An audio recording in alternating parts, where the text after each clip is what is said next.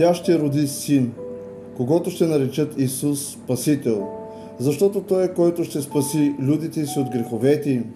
А всичко това стана да се сбъдне реченото от Господа чрез пророка, който казва: ето, девица ще зачене и ще роди син и ще го нарекат Емануил, което значи Бог с нас.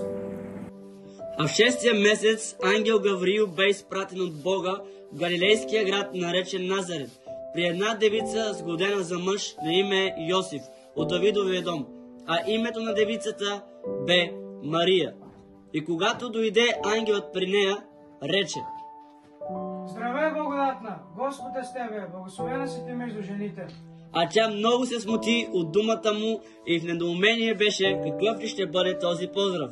И ангелът и рече: Не бой се, Марио, защото си придобила Божието благоволение.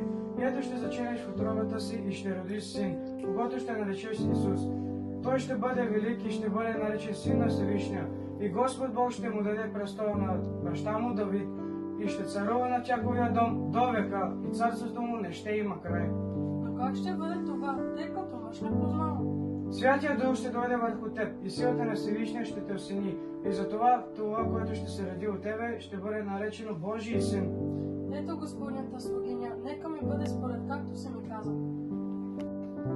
А раждането на Исуса Христа, помазаника, биде така: след като бе сгодена майка му Мария за Йосиф, преди да се бяха съединили, тя се намери непразна от Светия Дух. А мъжът и Йосиф, понеже беше праведен, а пък не искаше да изложи на мисли да я напусне тайно. Как изостава жена си Мария? Тя е бременна, но ще го направя на сутринта.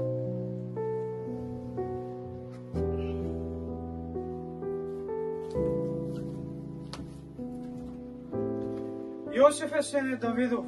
Не бой се да вземе жена си Мария, защото заченето от нея от Святия Дух. Тя ще роди син, когато ще нарече Исус.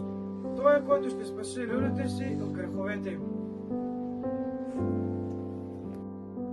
През тия дни Мария стана и отиде бързо към хълмистата страна в един Иудов град и влезе в Захариевата къща. И поздрави Елисавета. И щом Елисавета чу Марийния поздрав, младенецът заигра в утробата й. И Елисавета се изпълни със Светия Дух и като извика със силен глас, рече: Благословена си ти между жените. Каква чест е майката на моя Господ да дойде при мен. Величай душата ми Господа и се радва духът в утробата ми, като те видях.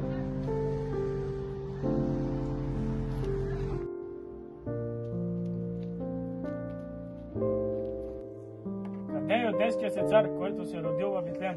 Защото видяхме звездата му на изток и дойдохме да му се поклоним. Като чу това, цар Ирод смути се и цял Иерусалим с него. цар ли? Само аз съм царя на Израел. Идете, като се поклоните на младенеца, като го намерите, елате им известете, да ида и аз да му се поклоня.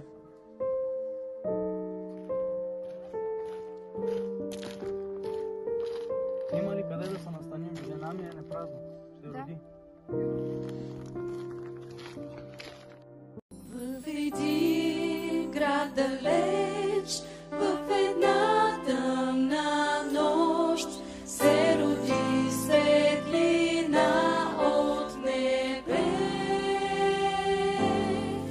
И овчарите там чуха нежния.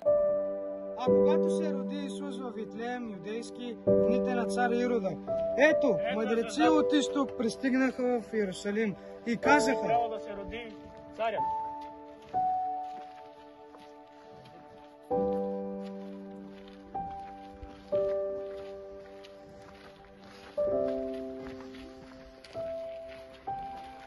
И на същото място имаше овчари, които живееха в полето и пазаха нощна стража около стадото си. И ангел от Господа застана пред тях.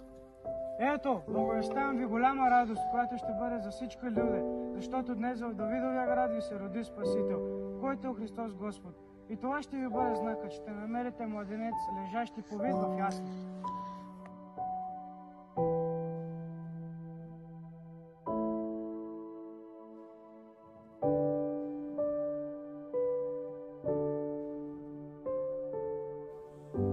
филма Рождество Христово участваха Фикра, детски учител, Стоян за снимане на филма, Иво, ангел и разказвач, Харун, Йосиф, Стефания, майката на Исус Мария, Мариан, мъдрец, Благой, мъдрец, Крум, мъдрец, Румен, овчар, Асен, овчар и цар Ирод. Честито Рождество!